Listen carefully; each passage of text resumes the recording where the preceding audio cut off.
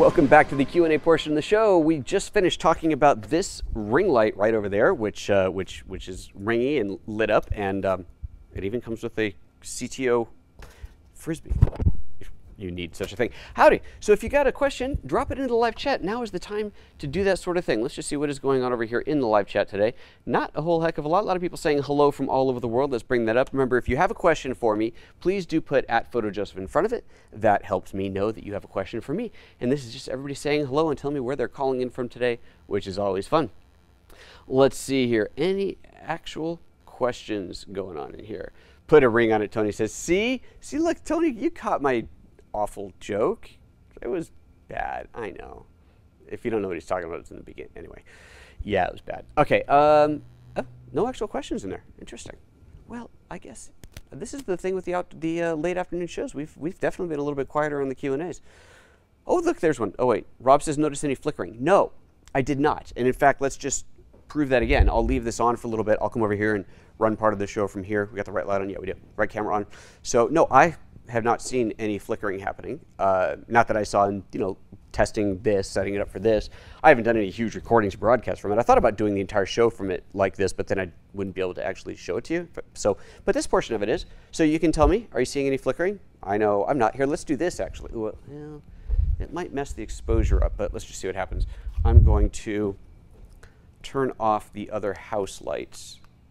This is probably not going to be bright enough. Yeah, that's not bright enough on here now. And that's not going to be in focus. Let's see here. If I can. There we go. So that's me, slightly too close and personal. In focus, probably a little bit on the dark side. I could adjust the camera, open the aperture on that a bit, but that's a little bit too much like hard work. But that's, I'm not getting any flicker. I'm not seeing any. If I'm looking at my confidence monitor here, I don't see any flickering there. Are you guys seeing any flickering? I'm not. So I think we're doing pretty good on there. All right, let's see what else is going on in the chat. I just hit the wrong button and powered off my screen. Fortunately, it doesn't shut the cameras off.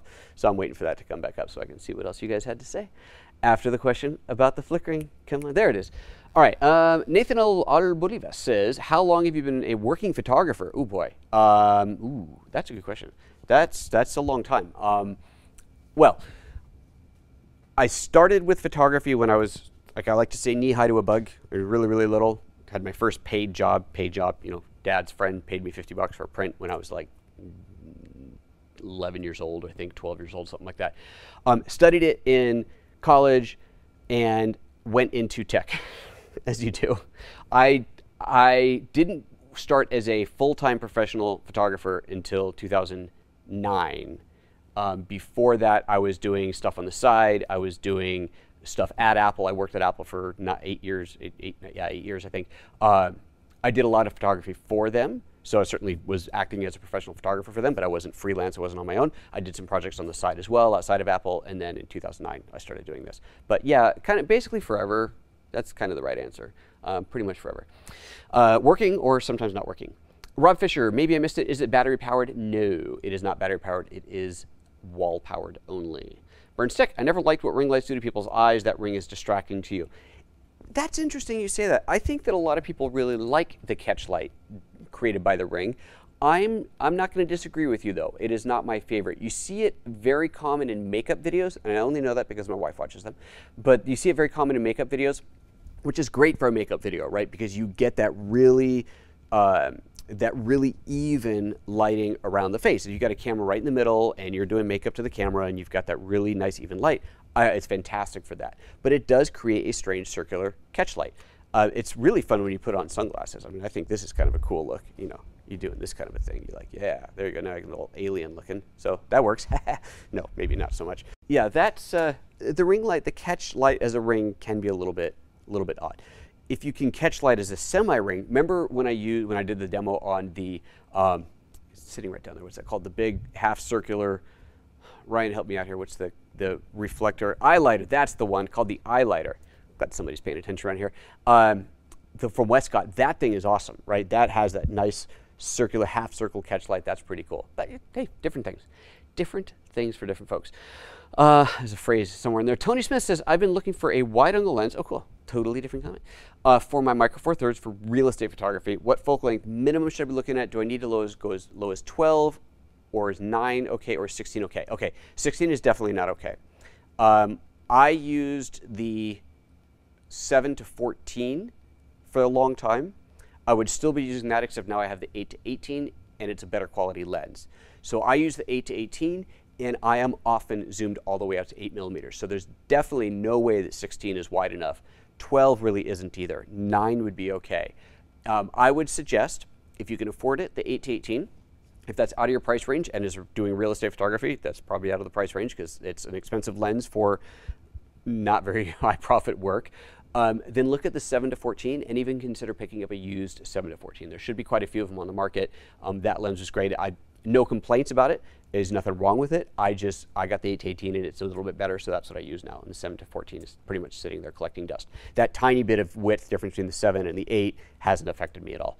But I wouldn't want to go less than 8. 8's definitely about as non-wide as telephoto. That's the wrong word. Anyway, 8's your minimum. How's that sound? Let's see here. Rob Fisher, could you turn off all the lights again and put the ring light to 100% to see how bright it is?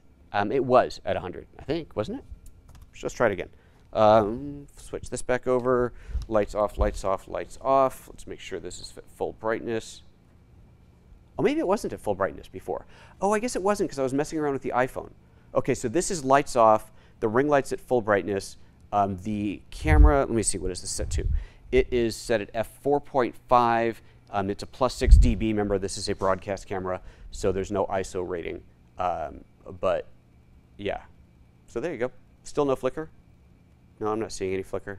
Not that I can see. Tell me if you're seeing it, because I'm not seeing it, but you're seeing something different than I am. So I think it looks pretty good. Not too shabby. Not too shabby. Ryan says he doesn't see any flicker. Let's get my lights back on and switch back to camera A. There we go. Man, this is going to be one of those shows where I'm going to get a bunch of people asking, how are you switching everything with your iPad? What software on your iPad are you using? If you're wondering, if you've gotten this far in the show and you're wondering how in the heck I'm doing all this switching, we'll put a video right here for you to watch.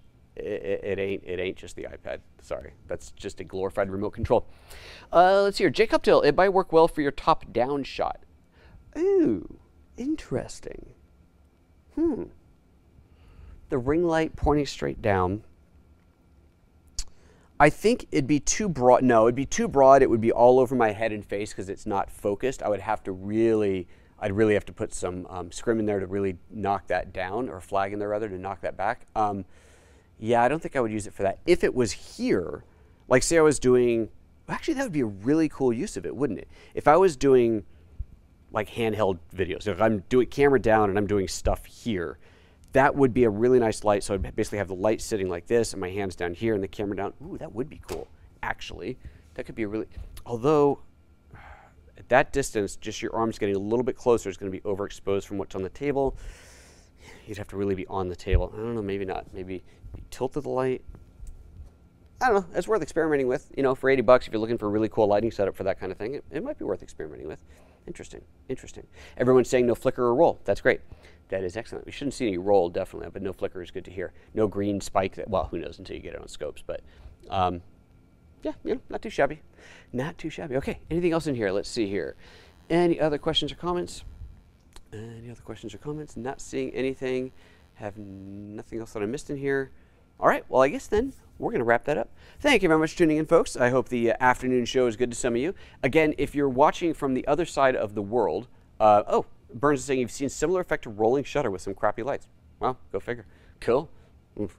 Yeah, if you're watching from the other side of the world, like the odd side of things, let me know. The folks who are normally in bed when I'm doing the show, it's always fun to be able to hear that somebody was able to tune in that wasn't normally able to. You're quite welcome, everybody. Thanks for tuning in today, and we will see you guys on Wednesday. Wednesday's show. Do you guys know what Wednesday is? It's an Apple keynote day, which means we're going to be doing the MST3K style commenting throughout the entire keynote because why not? I get to do it twice a year, and it's always fun. So we'll see if we can break the live stream count of 1,000 people that we had a year ago. So this will be the one from a year ago. We had, it looks like 980 people or something watching. We're like, come on, we're so close to 1,000. So tell your friends that the best way to watch the Apple live stream is going to be at youtube.com/PhotoJoseph. And tell your friends not to tell the guy in front to sit down and shut up, because that's what they're here for. All right, folks, see you on Wednesday. Bye-bye.